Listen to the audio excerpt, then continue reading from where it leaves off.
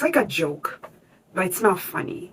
Being the economy is so bad right now across the entire world, it's even worse in a third world country. So the new government has introduced something called the Hustler Funds. And the worst part of it, the money is not even enough to do anything, yet it's actually a loan. So it's not free money that they're giving it to the people. It's actually them loaning everybody money. They haven't really talked about it, but I'm pretty sure the money will end up having some kind of interest rate. So all Kenyans have access to the Hustler Funds. So all you have to do is press a number on your phone and then you get the money. But you know how much it is? It's 500 Kenyan shillings. That is equivalent to $5, not even $5. And they're calling it money to help you start a business. How are you able to start a business with only $5? You give a poor person $5. What are they going to do with it? They're going to spend it in buying food or using it for transportation or other needs.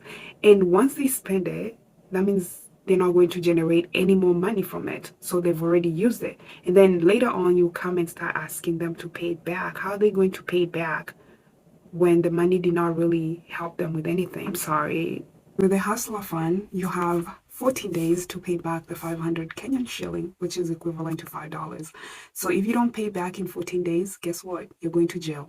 Now you have become a criminal all of a sudden. So what the government should have done is offered everybody at least 500 because the economy is so bad as a good faith, you know. But then instead they're giving them hustler funds. What kind of business can you open with 500 shillings? This is a joke.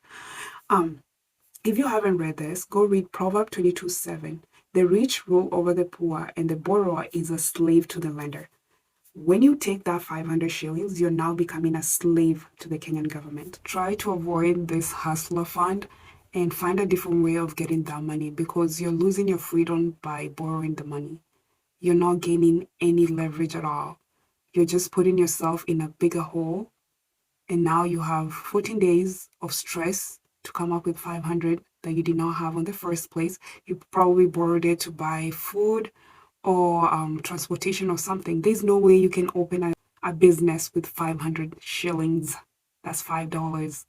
No business. If anybody has a business out there that I can open with 500 Kenyan shillings in Kenya and be able to make it within 14 days, please comment below and let me know what business that is. And is it legal?